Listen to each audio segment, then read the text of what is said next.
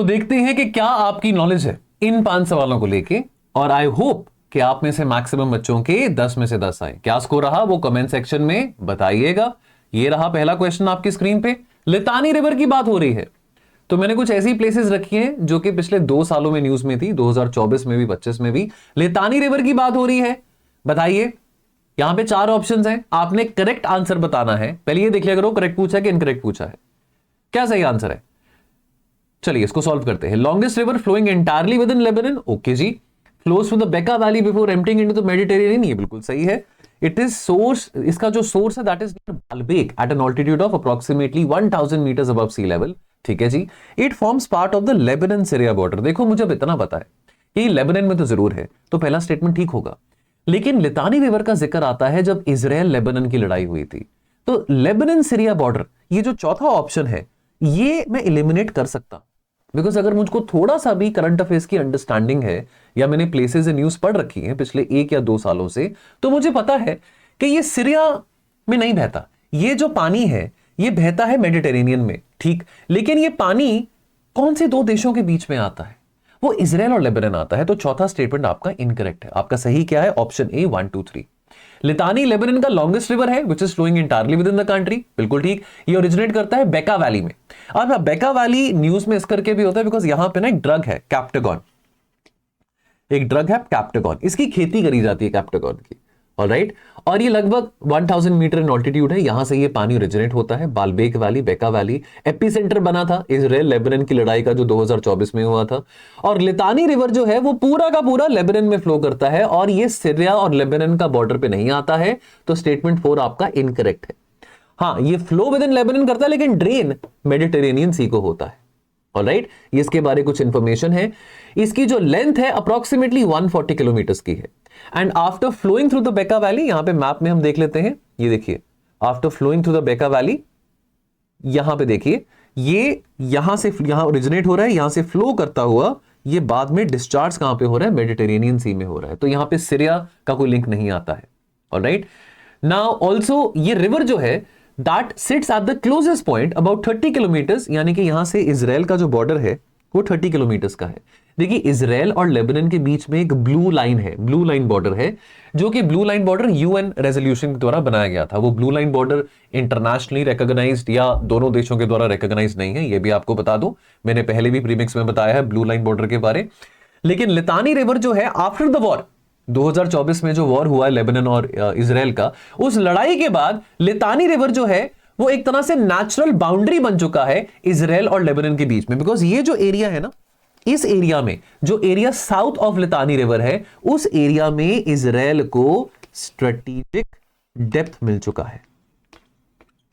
Hezbollah के fighters को इस एरिया में से इजराइल की आर्मी ने काफी ज्यादा कैजुअलिटीज इन्फ्लिक्ट करी हैं। काफी सारे लेबनान में जो हिजबुल्ला फाइटर्स थे उनको यहां से मार गिराया है और इस एरिया में इजराइल काफी स्ट्रांग बैठा हुआ है, ऑलराइट। तो जो 2024 का सीजफायर हुआ था which was broken by the US, again that required Hezbollah कि भैया आप लितानी रिवर के नॉर्थ में चले जाओ, कि आपकी जो पोजीशन है ये नॉर्थ ऑफ लितानी रिवर है।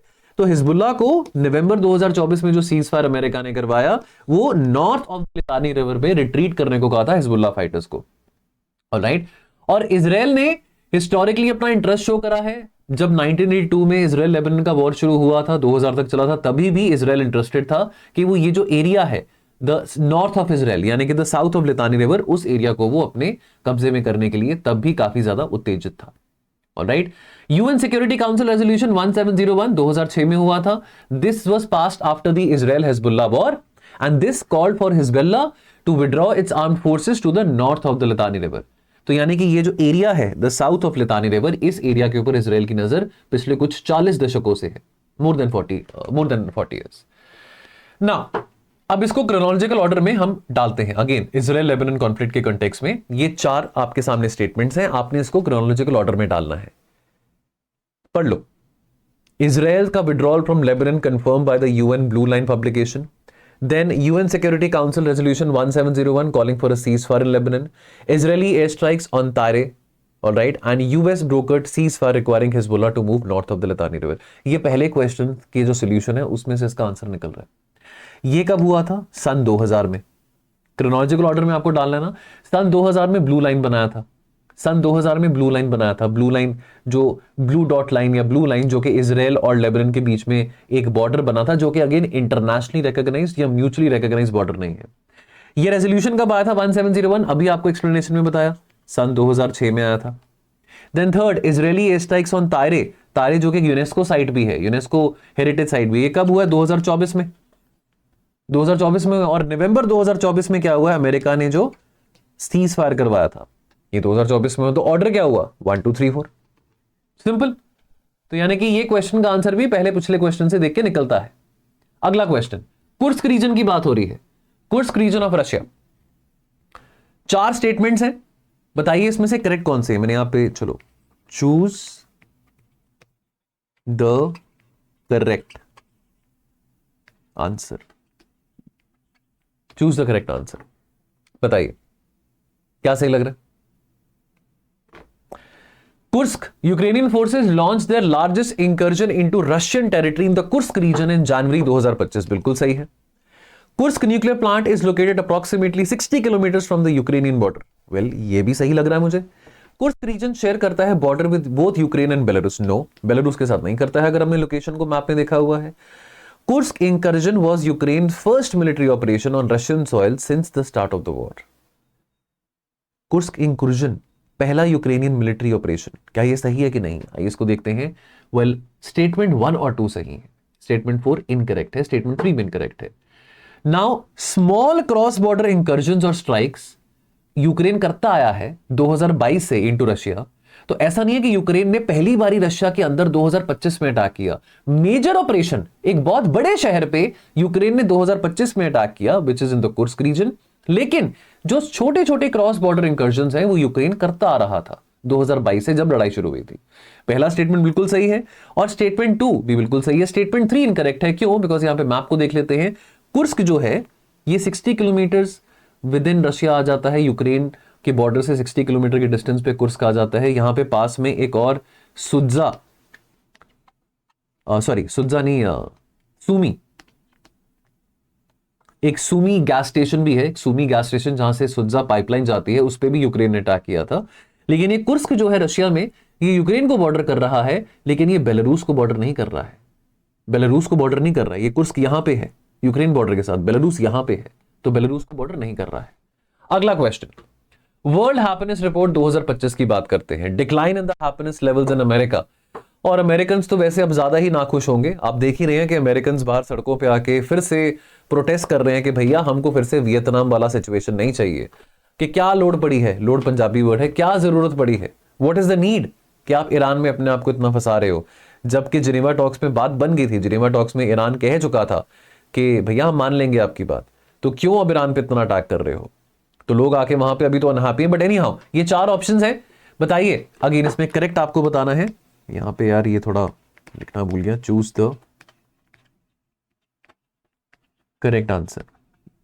अगर नहीं लिखा ना यहां पे तो समझ आना कि चूज द करेक्ट ही पूछ रहा हूं मैं, अगर इनकरेक्ट होगा तो वहां पे आपको दिख जाएगा। तो क्या सही आंसर है? Rise in the number of people dining alone, okay. An increase in the deaths, despair link to suicide, alcohol and drugs, okay. Fall in per capita GDP growth, ऐसा तो लगता नहीं है अमेरिका में ये कारण होगा। इंक्रीज्ड जियोपॉलिटिकल इनसिक्योरिटी, अमेरिका में तो नहीं है इनसिक्योरिटी, अमेरिका तो इनसिक्योरिटी दे रहा है दुनिया को, अमेरिका में तो इनसिक्योरिटी नहीं है। तो सही आंसर क्या है? 1 और 2, सही आंसर है 1 और 2, right. Rise world happiness report 2025 specifically attribute करती है अमेरिका के डिक्लाइन को बिकॉज ऑफ सोशल आइसोलेशन, कि लोग अकेले डिनर कर रहे हैं, लोग शादी नहीं कर रहे हैं, सिंगल रह रहे हैं, single mother, single fathers etcetera, ऐसा कंसेप्ट भी है। 53% डाइनिंग लोन वाला जो फिगर है वो 53% बड़ा है over 2 decade. And obviously deaths वहां पे हो रही है, depression, mental stress, suicide, alcoholism, drug related deaths. पर कैपिटा जीडीपी और जियोपॉलिटिकल इनसिक्योरिटी वो कोई रीजन नहीं है, वो तो खैर अमेरिका इनसिक्योरिटी तो लोगों को दे रहा है। लास्ट क्वेश्चन बॉर्डर क्रॉसिंग से संबंधित है। ये 4 आपको ऑप्शंस दिए हैं, आपको बताना इन चारों में से करेक्ट कौन सा है, करेक्टली पेड कौन सा है, करेक्टली पेड कौन सा है, फटाफट देखो, बताओ क्या सही लग रहा है। अब इसमें आंसर क्या है पहले देखो। रफा क्रॉसिंग तो गलत हो गया, गाजा और जॉर्डन में तो है नहीं। रफा क्रॉसिंग तो भी आपको पता होना चाहिए, ये गाजा और इजिप्ट के बीच में आता है, ठीक है। देन किंग हुसैन ब्रिज, ये इजराइल और सीरिया के बीच में नहीं आता, ये इजराइल और सीरिया के बीच में नहीं आता, ये किसके आता है? इजराइल और जॉर्डन के बीच में आता है। बब अल हवा तुर्की और इराक के बीच में नहीं आता, तुर्की और सीरिया के बीच में आता है। ये सही है टॉरस स्ट्रेट। ये सारी जगहें न्यूज में रह चुकी हैं पिछले 2 सालों में, इसी करके आपसे पूछ रहा हूं मैं। ऑलराइट, और ये मैंने करवाई है रैपिड रिवीजन में, अपने क्रैश कोर्स में और रैपिड रिवीजन प्रोग्राम में मैंने सब जगहें करवाई हैं। प्लेसेस न्यूज को बहुत डिटेल में करवाया है। ये देखिए बाबल हवा आपका सीरिया और टर्की के बॉर्डर पे बॉर्डर क्रॉसिंग आ गया। Taurus straight Papua New Guinea और ऑस्ट्रेलिया के बीच में आ गया।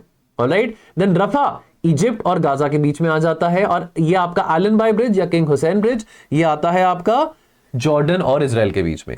तो आइए दोस्तों रैपिड रिवीजन ज्वाइन करें। इसी तरह से हम डिटेल में ऑर्गेनाइजेशंस, प्लेसेस इन न्यूज बहुत ही कॉम्प्रिहेंसिवली कवर कर रहे हैं। बहुत ही कॉस्ट इफेक्टिव कोर्स है, प्राइस कुछ ज्यादा नहीं है। टोल फ्री नंबर पे कॉल करें और जुड़े इस कोर्स में जल्द से जल्द। मुझे आपका इंतजार रहेगा। Thank you so much.